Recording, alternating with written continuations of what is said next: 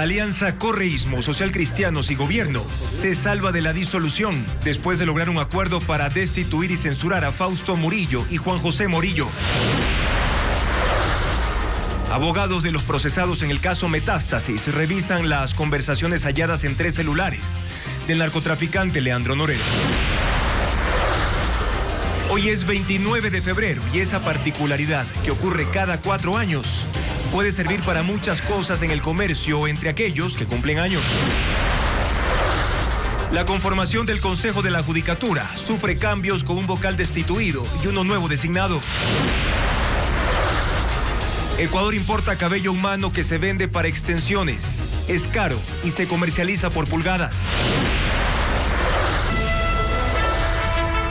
Televistazo estelar con Juan Carlos Aizprúa.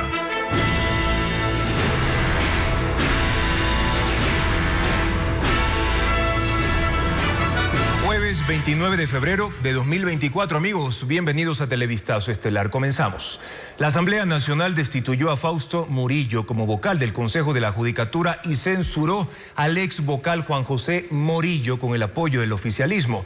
La decisión además mantuvo el acuerdo legislativo de la mayoría. Patricio Díaz informa que ahora la Asamblea propondrá una terna para el reemplazo. Así festejaron el correísmo y el Partido Social Cristiano la destitución de Fausto Murillo como vocal de la Judicatura. Consiguieron el respaldo del oficialismo, de algunos independientes y llegaron a 102 votos a favor. En la misma moción se censuraba al ex vocal Juan José Morillo, quien no podrá ejercer cargo público durante 2 años. 14 horas tardaron los 2 bloques para celebrar. Hasta ayer, cerca de las 10 de la noche que se suspendió la sesión, no alcanzaban los 92 votos necesarios. El oficialismo no confirmaba su apoyo. La advertencia del correísmo de que si no votaban a favor de la destitución se rompía el acuerdo de mayoría no pareció surtir efecto. A las 9 de la noche surgió un elemento inesperado.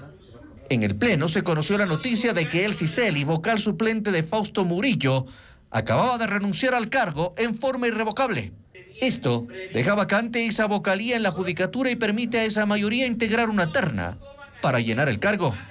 El oficialismo dice que no, que eso no influyó. Lo que hemos hecho es verificar cada prueba, cada elemento de descargo y en efecto no podemos permitir que la justicia se siga contaminando y lo que debemos buscar sí es que se oxigene y creo que eso vamos a tener en el Ecuador. Lo mismo dicen socialcristianos y correístas, que revivieron el acuerdo que horas antes estaba en riesgo.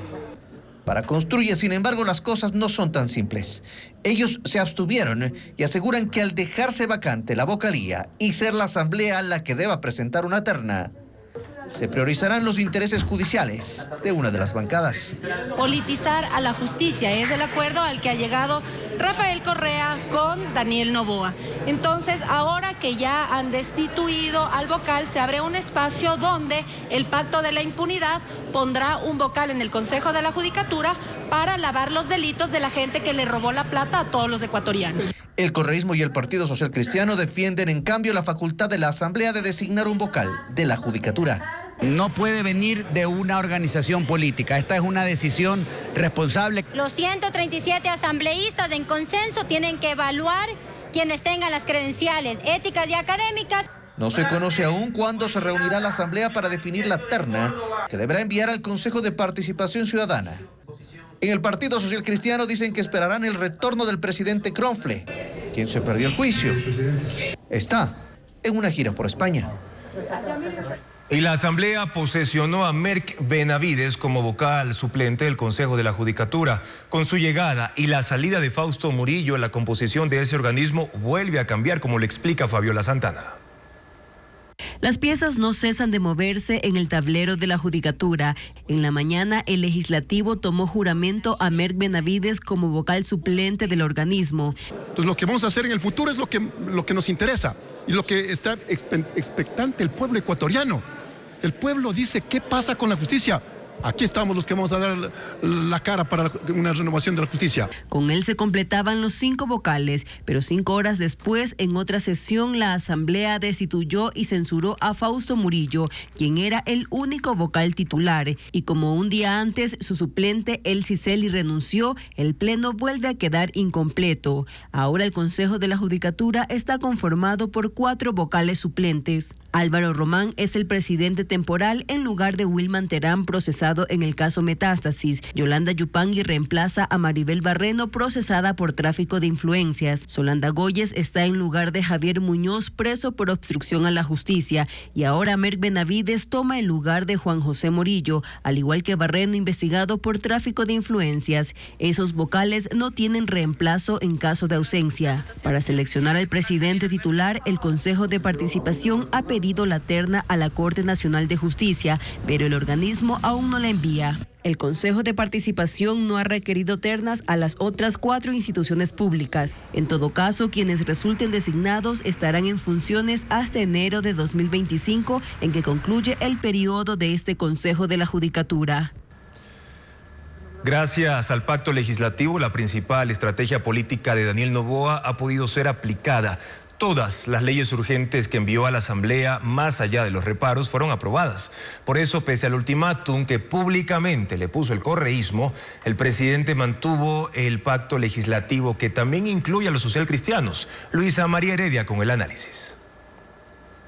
El pacto legislativo sigue vigente por decisión de un presidente al que el bloque mayoritario de la Asamblea logró poner contra la pared. Pues una vez lanzado el ultimátum previo a la votación por la censura y destitución de los ex vocales de la Judicatura, Fausto Murillo y Juan José Morillo, el correísmo intentó posicionar un mensaje que dejaba en mal predicamento a Daniel Noboa. Sí nos llamaría la atención y le denunciaríamos al país que el presidente Noboa con su bancada están encubriendo a los corruptos. La premisa era sencilla. Si la bancada de Acción Democrática Nacional no votaba por la destitución de Murillo, era porque Noboa encubría la corrupción. Y a menos de 2 meses de que los ecuatorianos vuelvan a las urnas para pronunciarse en la consulta popular que impulsa el mandatario, ese ruido podía hacerle mucho daño. Frenarlo era para el oficialismo políticamente necesario. Por eso el gobierno prefirió mantenerse en la alianza con el Partido Social Cristiano y la Revolución Ciudadana, que quiso convertirse en su opositora radical. Luego de no poder conformar una comisión de la verdad que intentó crear desde el gobierno de Lasso, de no lograr adelantar el juicio contra la fiscalía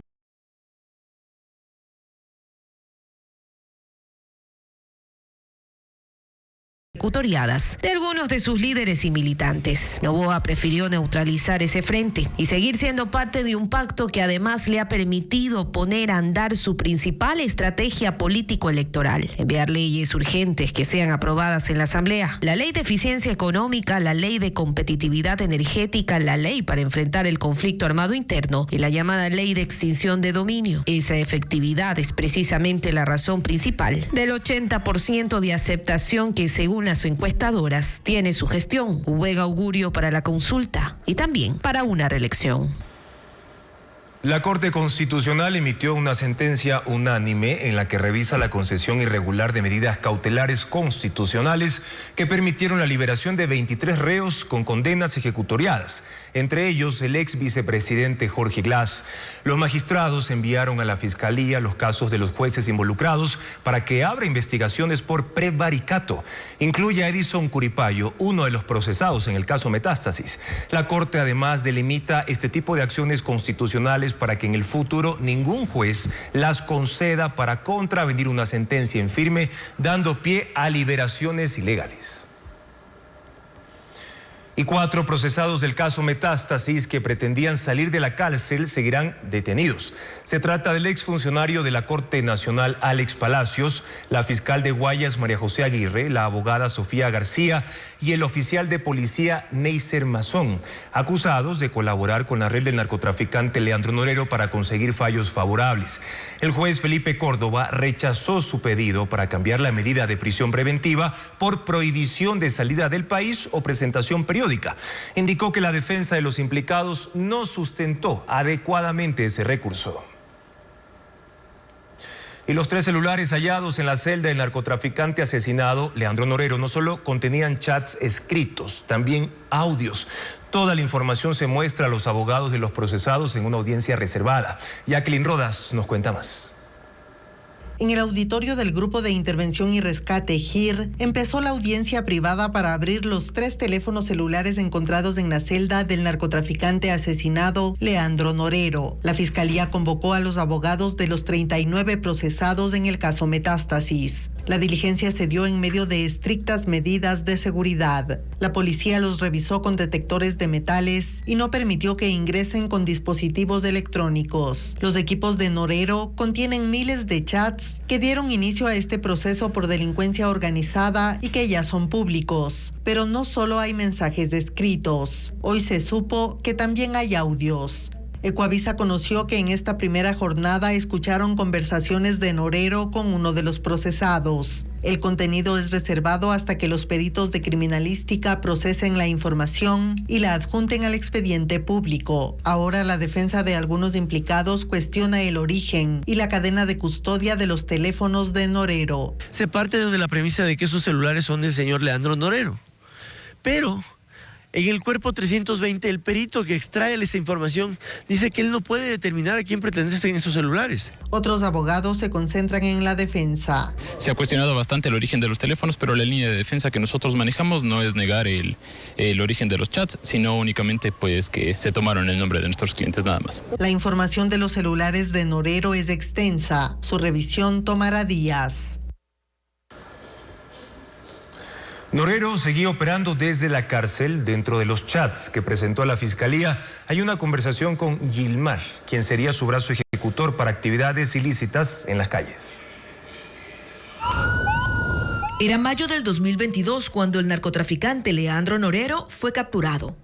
Acusado de liderar una organización de narcotráfico y lavado de activos, su detención significó un golpe al crimen organizado.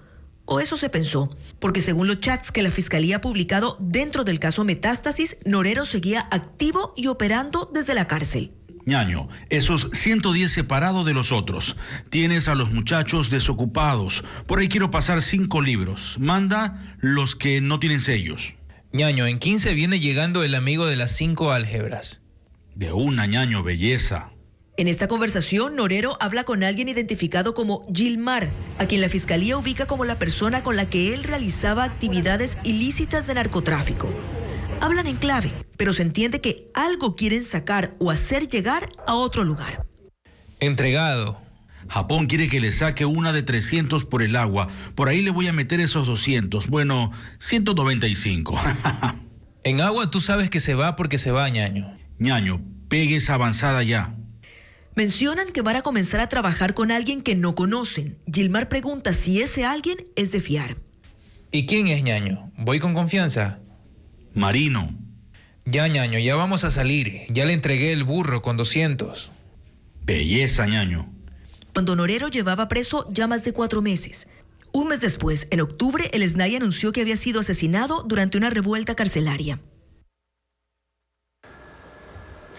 Guayaquil será la sede de una oficina internacional para el combate al narcotráfico y la contaminación de mercancías en los principales puertos del país.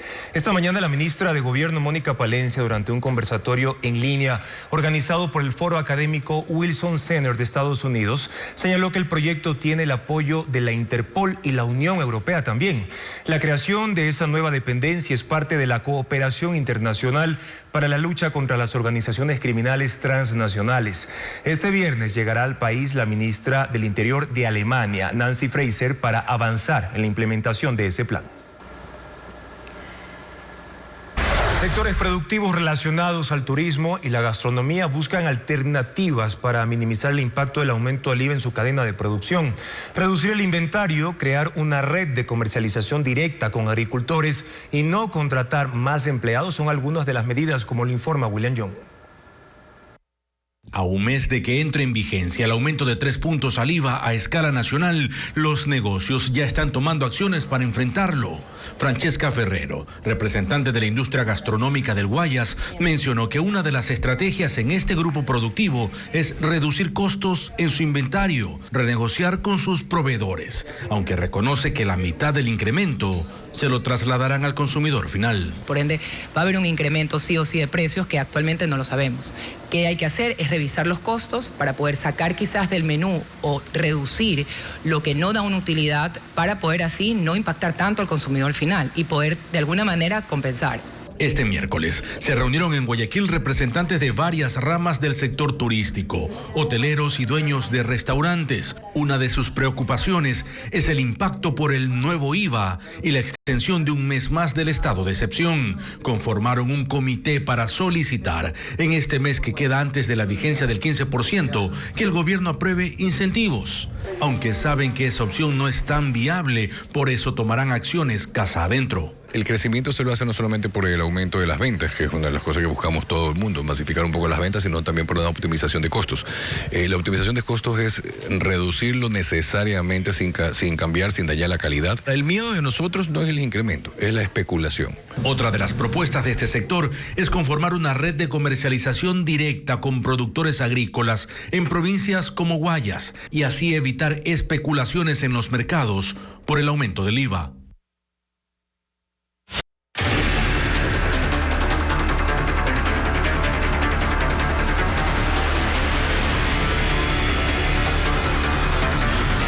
Invierno, estragos de las lluvias. La parroquia rural San Antonio es la más afectada por la segunda inundación registrada en Chone. Solo en una de sus comunidades hay más de un centenar de familias aisladas porque el acceso está lleno de agua. Nuestra corresponsal Karen Ceballos informa que hoy el presidente Daniel Noboa estuvo en Manabí ofreciendo recursos para obras como destapar y limpiar el encauzamiento del río Chone. El camino de acceso a la comunidad La Greda en Manabí luce nuevamente cubierto de agua. Esta es una zona rural de la parroquia San Antonio del cantón Chone, donde el río se desbordó por segunda ocasión en este mes, inundándolo todo. Ya no ingresan vehículos, aquí se usan canoas o se camina sorteando la corriente. Durante la tarde del miércoles se suspendió la energía eléctrica y hasta el cierre de este reportaje no contaban con el servicio. 3 días tuvimos seco la semana pasada. De ahí vuelta como ve, desde ayer empezamos de nuevo esta tragedia. Para acá hay como unas 150 familias. Esta es una de las 10 comunidades de San Antonio donde se han registrado inundaciones que han dejado 400 familias afectadas. En un espacio comunal se instaló un albergue donde permanecen 8 adultos y 7 niños, pues perdieron sus casas. Y aquí nos han ayudado bastante con las camas, con algunas cosas, sí, porque no tenemos. Kit de alimentación. Tienen un kit de limpieza, un kit de higiene. Mientras en la mayoría de los sectores anegados de la zona urbana en el centro del cantón, el nivel comenzó a bajar ante la crecida del río Chone, aunque todavía quedan al menos 8 sectores donde hay agua estancada. A la vía Chone Flavio Alfaro llegó durante la tarde de este jueves el presidente Daniel Noboa para entregar kits de ayuda humanitaria y luego se reunió con los alcaldes manavitas. Temas muy específicos de Manabí y una ayuda bastante específica que va a haber para Manabí. Tras su corta intervención, el mandatario conversó a puerta cerrada con las autoridades locales durante 1 hora. A la salida, el alcalde de Chone indicó que el primer mandatario se comprometió a regresar en marzo con recursos por $11.3 millones para ejecutar los trabajos de desasolve y encauzamiento del río Chone. La obra consiste en la limpieza del canal desde el puente El Olimpo hasta el sitio La Margarita, en un total de 18 kilómetros. Con esto se espera que no haya más inundaciones. Otro vendaval afectó a 41 familias de 5 sectores del cantón Milagro en Guayas. Los fuertes vientos destruyeron los techos de las casas y los damnificados fueron acogidos en otras viviendas. Diego Cuenca informa que el fenómeno ocurrió en medio de una intensa lluvia que además inundó a Guayaquil, Durán y también a San Borondón.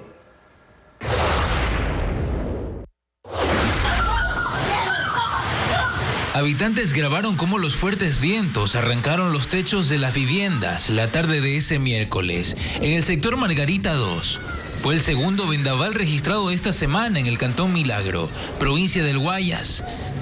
Según el municipio, las casas de 41 familias se resultaron afectadas en 5 sectores. Vino un ventarrón, cuando acordé, alzó el techo, se lo llevó 40 metros.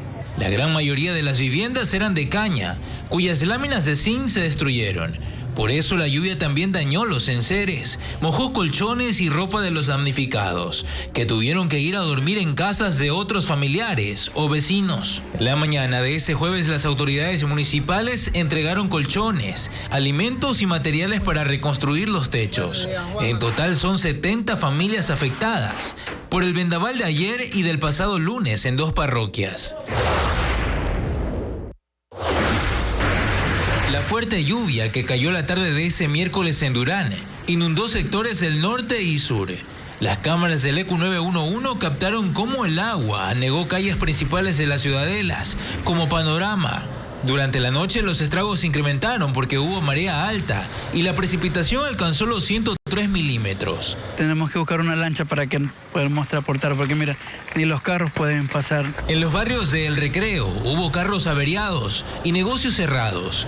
El municipio desplegó cuadrillas de aseo cantonal y el nivel de agua disminuyó después de las 10 de la noche.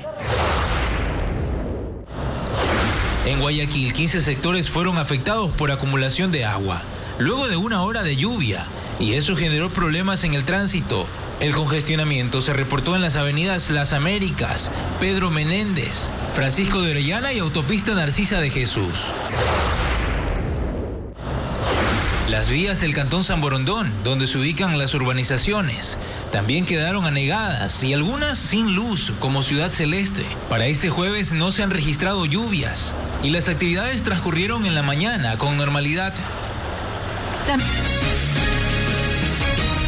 El presidente Daniel Noboa dispuso que en 30 días se elimine la empresa coordinadora de empresas públicas EMCO.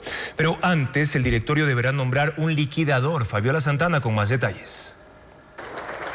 Ahora es un hecho. El presidente Noboa firmó la partida de defunción de EMCO y puso fecha para liquidarla. Este era uno de los objetivos del jefe de Estado desde antes de su posesión y este martes firmó el decreto ejecutivo en el que dispone extinguir la empresa coordinadora de empresas públicas. El proceso deberá iniciar en máximo 15 días. Para ello, el directorio deberá designar al liquidador y este dispondrá de un plazo máximo de hasta 3 meses para llevar a cabo el proceso de liquidación. Cumplido el plazo, el liquidador deberá transferir a la Presidencia de la República todos los activos y pasivos, incluyendo los derechos litigiosos o procesos legales. El producto de los bienes de EMCO servirá para pagar deudas. La entidad tiene 56 empleados y el gasto anual es $1,5 millones. EMCO concentra 3 empresas públicas, 6 de ellas en liquidación: TAME, Correos del Ecuador, Ferrocarriles del Ecuador, Medios Públicos, Unidad Nacional de Almacenamiento y la fábrica de uniformes Fabrec. El decreto señala que cada uno de los ministerios rectores estará a cargo de la coordinación, control y supervisión de las acciones de las empresas públicas en liquidación. EMCO fue creada en 2015 en el gobierno de Rafael Correa y centralizó el manejo de los recursos del Estado. Es motivo de polémica desde el gobierno de Guillermo Lasso porque su presidente, Hernán Luque, resultó investigado por una trama de corrupción para favorecer contratos, principalmente en las empresas eléctricas. Ahora está detenido en Argentina a la espera de su extradición. Con el decreto ejecutivo, en 105 días, esta empresa desaparecerá. La reestructuración de la deuda y reformas profundas son las recomendaciones que el Banco Mundial acaba de hacer en un informe a los países con bajas calificaciones crediticias, como por ejemplo Ecuador. Según el organismo, solo hay un camino para salir de la pobreza. Lenin Artieda con los detalles. Las economías con calificaciones crediticias débiles tienen un mayor costo de endeudamiento y están excluidas de los mercados mundiales de capitales. El Banco Mundial, en un estudio, determina que hay 28 países cuyas economías están en desarrollo, entre ellos Ecuador, que viven esta situación. Ello, según el organismo internacional, tendrá un efecto inmediato. En la mitad de esos países, al finalizar el año, las personas serán en promedio más pobres que en 2019. El Banco Mundial reconoce que esas economías requieren ayuda inmediata del exterior en forma de alivio de deuda a través de reestructuraciones. Pero además insisten en una receta que al menos en Ecuador no es nueva. Se refieren a prudencia fiscal, ampliar la base de ingresos, priorizar el gasto público y desechar subsidios que distorsionan la economía. Y van más allá.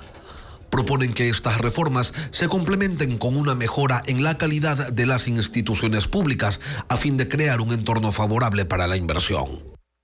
Saben que estas intervenciones estructurales tienen que salvar distintas posiciones políticas en los países, lo cual dificulta su implementación. Pero saben también que no es facultativa la adopción de estas acciones si es que se quiere restaurar la estabilidad económica y promover el crecimiento.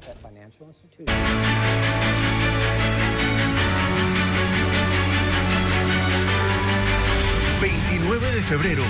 Nos vemos en 4 años. Hoy es 29 de febrero, una frase que solo podemos pronunciar cada 4 años cuando el calendario trae un día de más. Los años bisiestos como este son considerados especiales, aunque realmente son solo el resultado de un desfase en el tiempo que la Tierra toma para recorrer su órbita. Un calendario de 366 días sirve para muchas cosas. Al comercio, por ejemplo, le sirve para apropiarse de la coyuntura y ofrecer ofertas. Que si cumples años hoy tienes rebajas, que si llevas 2 pagas solo 1, y no solo en Ecuador. Un breve recorrido por redes sociales y es fácil ver que el 29 de febrero es especial en todas partes. Aunque no todos lo toman tan bien o con tanta festividad. Hay quienes consideran a los años bisiestos de mala suerte y hasta tienen un refrán: año bisiesto, año siniestro, y recuerdan todas las cosas malas que han ocurrido en los años bisiestos. En el 2020 se regó el coronavirus por el mundo. En 1980 asesinaron a John Lennon, en el 68 a Martin Luther King y en 1912 se hundió el Titanic. Pero, a ver, cosas malas pasan todos los años, bisiestos o no bisiestos. Y en realidad eso de sumar un día cada 4 años no proviene de ninguna superstición, sino de la necesidad de cuadrarlo todo para que no se desfase el calendario. Lo que ocurre es lo siguiente: cada que la Tierra da la vuelta al Sol contamos un año, pero en realidad la Tierra no se demora 365 días exactos en dar la vuelta al Sol, sino 365 días, 5 horas, 48 minutos y 56 segundos. Ese tiempo extra que va quedando en cada vuelta se va sumando y completa casi un día adicional cada 4 años. Y eso hace que cada 4 años febrero tenga 29 días. Ahora, tampoco es que con eso se arregla completamente el desfase. Hay otras cosas a considerar y otras fórmulas matemáticas que hacen que los años múltiplos de 100 no sean bisiestos. Pero ya eso se le deja a los expertos. Lo que hace falta saber es que los años bisiestos no son ni siniestros ni las cosas que pasan en ellos son distintas a las que ocurren siempre. Ahora, nacer en un año bisiesto es muy poco común y en el imaginario popular siempre ronda la pregunta: ¿cómo festejan los cumpleaños los nacidos un 29 de febrero? Bessie Granja recogió algunos testimonios. Cumplir años es una de las celebraciones más importantes para una persona. Pero ¿qué pasa con aquellos que experimentan esta rutina cada 4 años porque nacieron en un año bisiesto? Laura Pincay nació el 29 de febrero de 1992. Según el calendario bisiesto, ella tendría apenas 8 años. Pero mi mamá emocionadísima de inscribirme en un día que no es tan común para otros, ¿no? Desde el año 1900 en Ecuador se registraron 11.224 inscritos que nacieron un 29 de febrero. Hay quienes al momento de inscribir su nacimiento les recomendaron que lo hicieran en otra fecha para no celebrar en diferido. Es lo que pasó con Alison Reina, cuya hija Eliana cumple hoy 4 años en España, país al que emigraron en familia. Y ahí fue que ellos me dijeron, me dice, pero no la puedes escribir con 29, sino con 28 o primero. Ya la cédula es que ya está 1 de marzo. Según el calendario, Isaac solo tendría 4 años. También nació un 29 de febrero del 2008.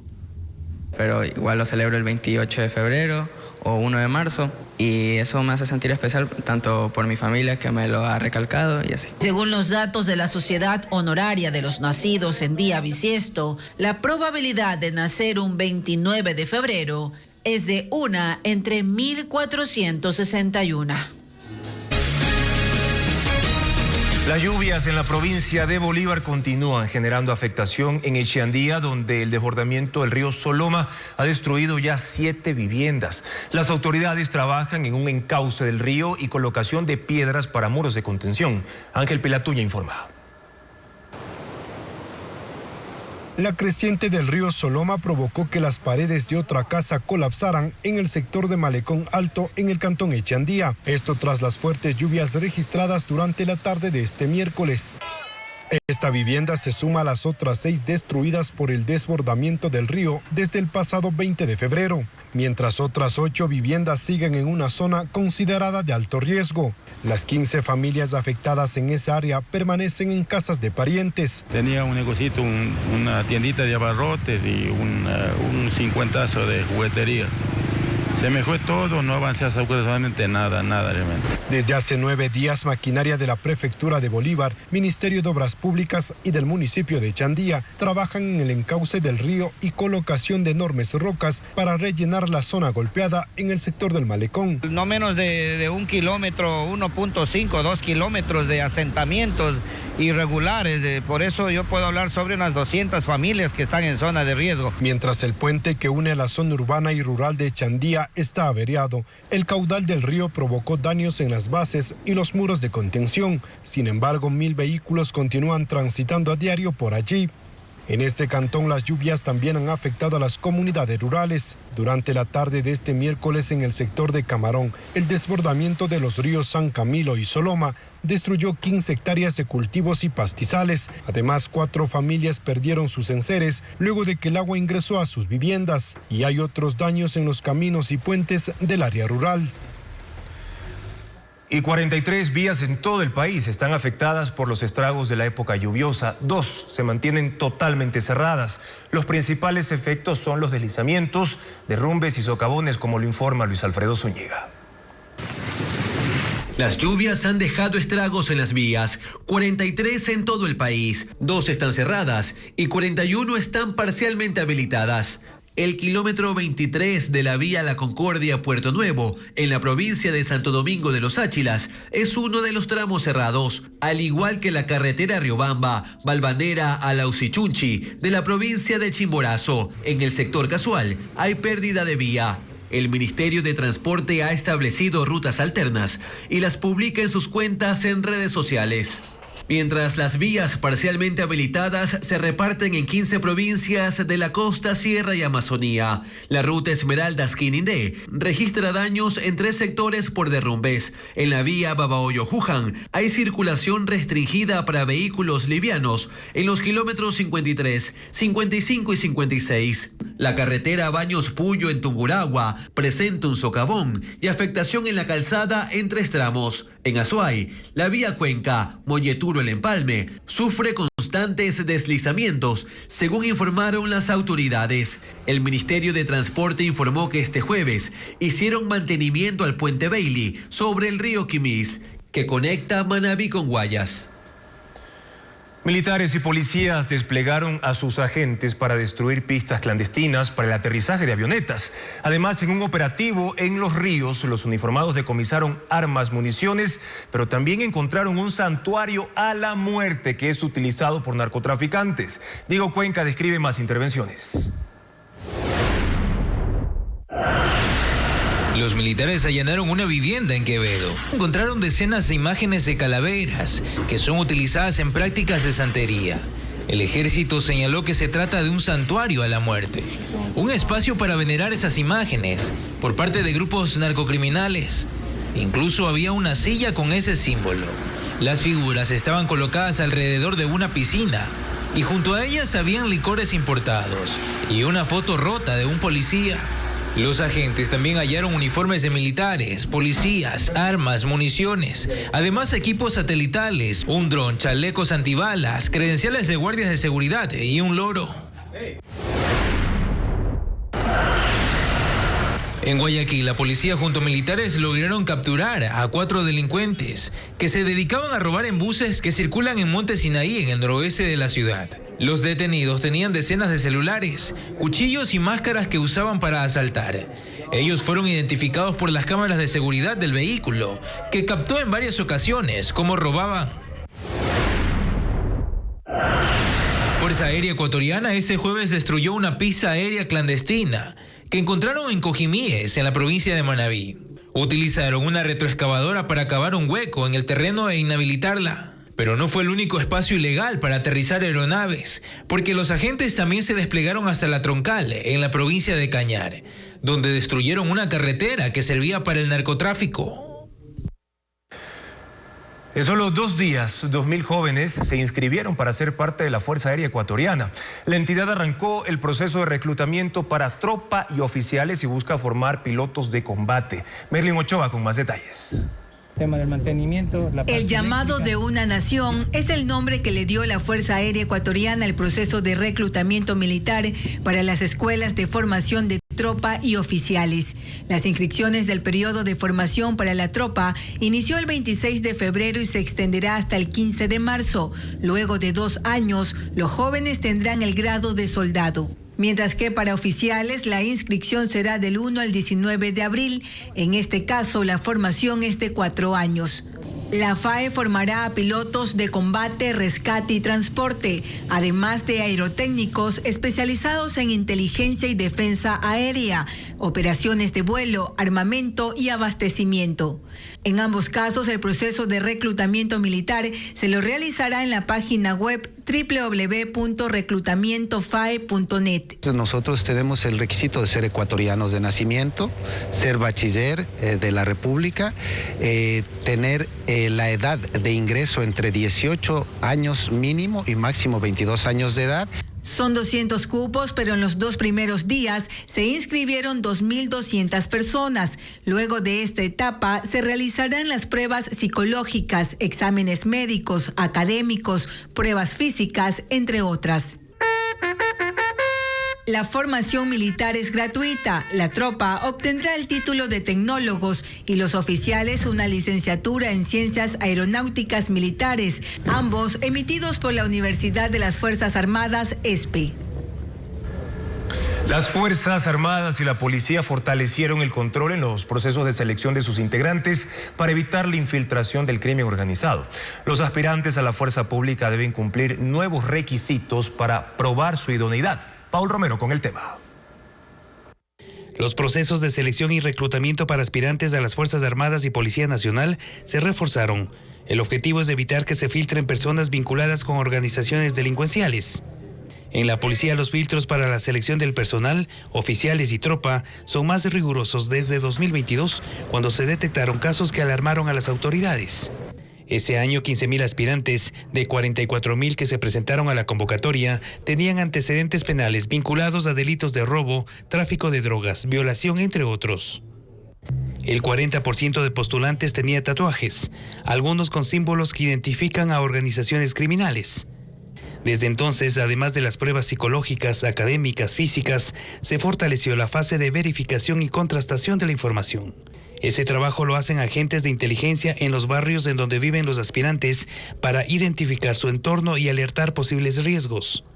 Desde el 2022 ingresaron a la policía 8.500 uniformados y la próxima semana se graduarán otros 2.000. Así sumarán 60.000 policías en servicio activo. También en las 3 ramas de las Fuerzas Armadas se fortaleció el proceso de selección. No son considerados los que tienen antecedentes penales, no superan las pruebas de rigor y las de confianza. También están prohibidos los tatuajes con imágenes relacionadas con grupos de delincuencia organizada. Piden a la Interpol emitir alerta roja para capturar al cabecilla de los Tiguerones y presunto autor intelectual de los hechos de terrorismo ocurridos en el canal TC Televisión. Carla Delgado informa de quién se trata. Por pedido de la Fiscalía General del Estado, este jueves un juez anticorrupción pidió a la Interpol emitir una alerta roja para localizar y capturar a William Alcíbar, alias Negro Willy. La semana pasada la Fiscalía lo vinculó como principal sospechoso de la toma de rehenes en las instalaciones de TC Televisión en Guayaquil. William Alcíbar es, según las autoridades, el líder de los Tiguerones y ahora es acusado por delito de terrorismo. Para la Fiscalía, él es el autor intelectual de la irrupción al canal TC. un evento terrorista transmitido en directo y que concluyó con la intervención de agentes de unidades especiales de la Policía Nacional. Alcíbar, conocido también como alias Comandante, trabajó como agente penitenciario. Bajo su responsabilidad, dice la policía, la banda de los Tiguerones, que antes delinquía solo en Nueva Prosperina, en Guayaquil, expandió sus operaciones de tráfico de drogas y armas. Ahora esa banda está también en Esmeraldas, Manabí y Quito. Según informes de la Policía Nacional, en 2021 Alcíbar ordenó matar a alias Fito, líder de los choneros, quien también está prófugo. Y militares también hallaron durante un operativo un campamento que pertenece a un grupo ilegal armado vinculado a actividades de minería ilegal en la provincia de Orellana. El hallazgo se registró en el sector San José de Guayusa, cantón Joya de los Hachas, en la provincia de Orellana. Allí las Fuerzas Armadas localizaron este jueves un campamento perteneciente a un grupo ilegal armado, vinculado a actividades de minería ilegal. Según las autoridades, el sitio era utilizado como punto de descanso. Allí encontraron 20 carpas, 2 uniformes tipo militar, un arma de fuego con cartuchos, 4 generadores, una motosierra, canecas de combustible y equipos de comunicación. No hubo detenidos y el campamento fue destruido.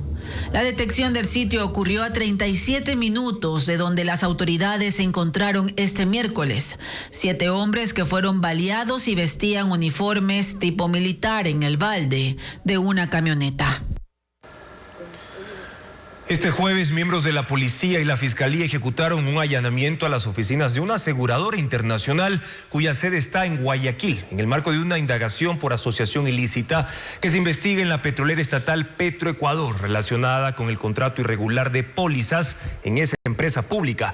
Ambas entidades han evitado dar más detalles debido a que la investigación es reservada. El presidente Daniel Noboa viaja a Ottawa, donde participará de una feria minera, y con ese país Ecuador retoma las negociaciones de un acuerdo comercial. Ahora, ¿cómo están las relaciones entre ambos estados? Lenin Artieda con el informe. El tema de un acuerdo comercial entre Ecuador y Canadá se lo viene conversando desde hace tiempo. En diciembre del año pasado, el gobierno de ese país aprobó el inicio formal de las negociaciones y de ello, para el arranque propiamente dicho, había que esperar 90 días.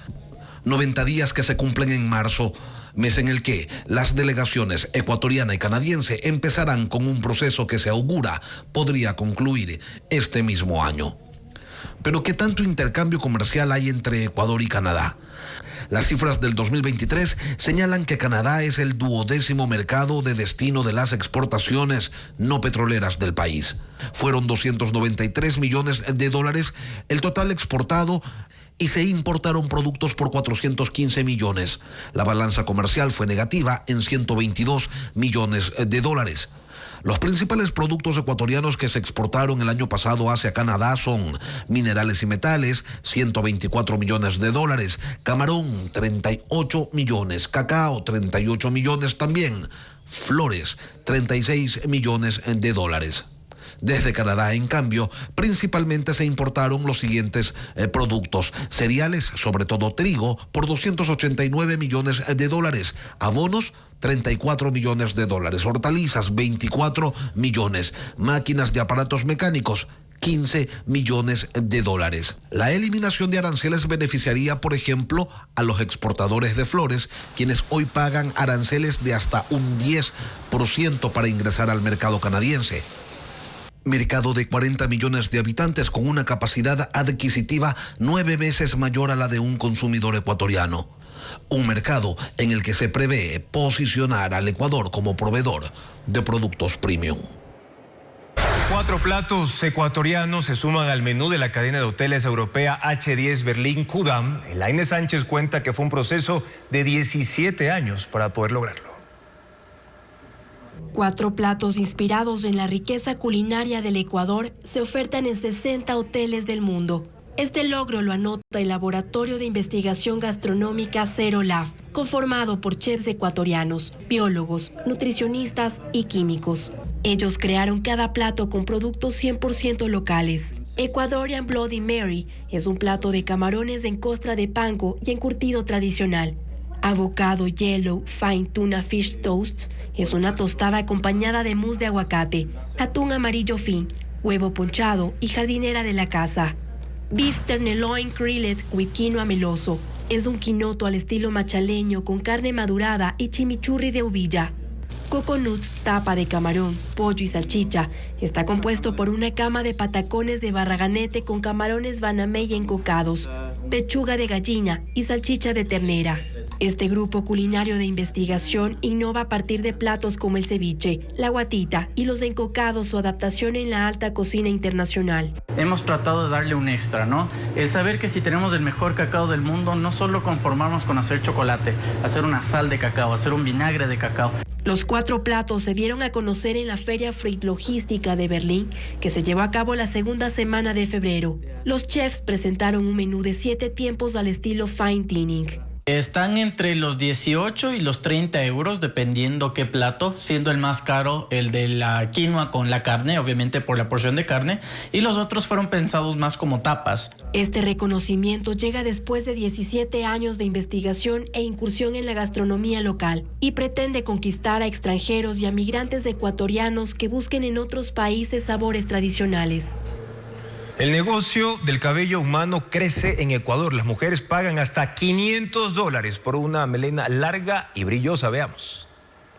La industria de la belleza hace realidad el sueño de algunas mujeres, llevar extensiones naturales. Por esto, la compra y venta de pelo está en expansión. Tanto así que Ecuador importó $5 millones de pelo humano el 2020. Ahora ya suman 19 millones. Las ecuatorianas no siempre venden su pelo. Un estudio de la Universidad de las Américas revela que el 95% de pelo que se vende en Ecuador es importado. El principal exportador es Hong Kong con $27 millones. Le sigue Birmania con 26 millones, India 16 millones. En América Latina, el único país que exporta cabello es Perú con 2.7 millones. El pelo se compra y se vende por pulgadas. El paquete de 80 puntos de 18 pulgadas se vende desde $170 y de 32 puede costar hasta 500. Todo depende del color, estilo y textura que desee la cliente. Hay otras más económicas, pero no son 100% humanas. Antes de ser colocadas, las extensiones son tratadas con productos especiales de limpieza y cosidas de una en una. En el mercado se ofrecen extensiones de queratina que se asimila a una goma que sujeta, de clip que se colocan con vinchas, cosidas que se pueden quitar y poner, adhesivas que se pegan con goma especial y de grapas que están sujetadas de manera permanente al cuero cabelludo. Nosotros trabajamos solo con cabello 100% humano porque a este cabello que tiene cutícula lo podemos tinturar, hacer permanentes, todo exactamente como nuestro cabello. Las extensiones de cabello 100% natural pueden durar hasta 3 años dependiendo del cuidado y requieren un mantenimiento cada 2 meses. La expedición de Greenpeace está en Galápagos. La legendaria embarcación Arctic Sunrise recorrerá las aguas de la Reserva Marina de las Islas Encantadas. Carla Delgado conversó con los tripulantes y nos cuenta los objetivos de la visita especial. La legendaria embarcación de Greenpeace llegó a Galápagos. El Arctic Sunrise de la ONG ambientalista permanecerá 6 semanas en las aguas de la Reserva Marina para documentar los esfuerzos de protección en la zona, que alberga icónicas especies endémicas. El buque rompehielos fue adquirido en 1995 para investigación y ha surcado las aguas de los 5 continentes. Greenpeace es un movimiento global integrado por más de 3 millones de personas en 55 países. Ruth Robles es tripulante de la expedición y está al frente de la campaña Protejamos los Océanos. Desde alta mar, cuenta a Televistazo otra de las razones de la visita. Buscamos, por un lado, resaltar la gran biodiversidad de Islas Galápagos, la historia tan exitosa de protección que han realizado en estas aguas. Ha sido todo un esfuerzo de varios años y han conseguido unos logros increíbles que queremos también mostrarle al mundo. Y además, bueno, pues también es muy importante demostrar cómo es que se ve una área marina protegida que sí funciona. La protección de las islas es un referente para el mundo.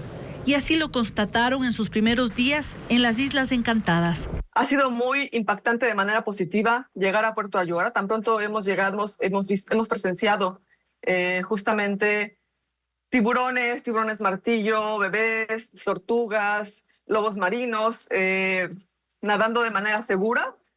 muy cerca de la gente, sin este miedo que a menudo tienen en otros sitios del mundo. En la expedición viajan biólogos, investigadores, videógrafos, fotógrafos. La tripulación permanente está conformada por 16 personas. A ellos se suman representantes de organizaciones.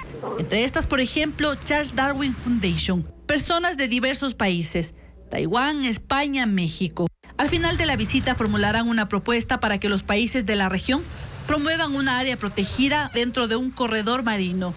Todo en el marco del Tratado Global de los Océanos.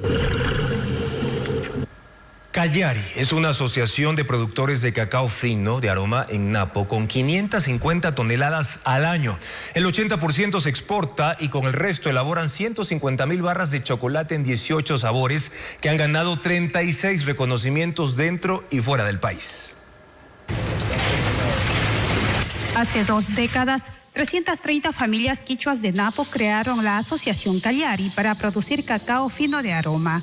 Una iniciativa liderada por el 60% de mujeres y 40% de hombres, para evitar intermediarios y generar ingresos en sus comunidades. Entonces, el dinero que nos viene de la cosecha de cacao, nosotros más ocupamos en el estudio de nuestros hijos, tanto como en la comida, en salud.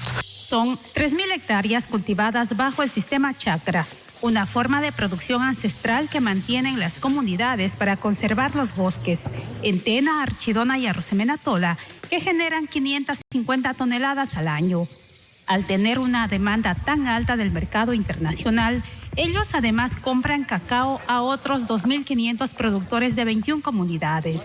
Los agricultores se han capacitado y sus cultivos son libres de químicos. Nosotros nunca aplicamos ni pesticidas, herbicidas, no. Solo con el trabajo de aquí mismo, si ocupamos abonos, es abonos de aquí mismo del bosque, sacamos hojarasca. Cada 15 días un vehículo recorre las comunidades para comprar el cacao que es cosechado por mujeres y almacenarlo en el centro de acopio Pepa de Oro, ubicado en el sur de Tena. Durante 5 días, el cacao se fermenta en cajas de madera, se seca en una marquesina y posteriormente es vendido. El precio del cacao en este momento el que se está comprando al productor es de $210 y nosotros en el mercado nacional e internacional estamos comercializando el quintal de cacao a $230. De esta producción, el 80% es exportado a Alemania, Suiza y Canadá.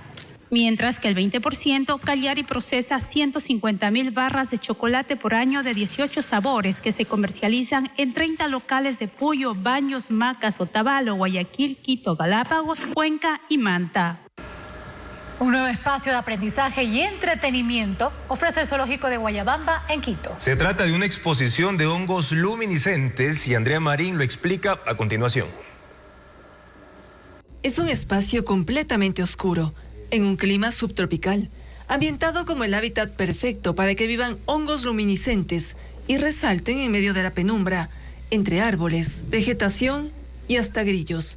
Se ubica en el Zoológico de Guayabamba, es la más reciente exposición. Los bosques nos llaman a eso, a un poco a veces el miedo, pero también la curiosidad de saber qué es lo que hay ahí, por qué hay cosas que brillan, qué es aquel sonido, y también nos ayuda a imaginar cosas. Se trata de una experiencia sensorial para los visitantes, con características educativas y de entretenimiento. Es ver los bosques a través de otros sentidos, desde el oído, desde el olfato, desde el tacto, desde nuestra piel, cómo se siente un poco más húmedo, cómo huele a bosque. Es un corto recorrido que les sumerge en el mundo de los hongos luminosos, una especie existente en los bosques en su estado natural. Que son importantes porque los hongos son las supervías subterráneas. Los hongos comunican entre todos los árboles, todos los arbustos. Si es que a alguna planta le falta agua, la red que tienen los hongos le mandan un poco de agua, le mandan un poco de nutrientes. Si es que hay alguna deforestación o incendio, les avisa a los otros que algo está pasando, que se alisten. Incluso aquí en Ecuador, en los bosques tropicales, los podemos encontrar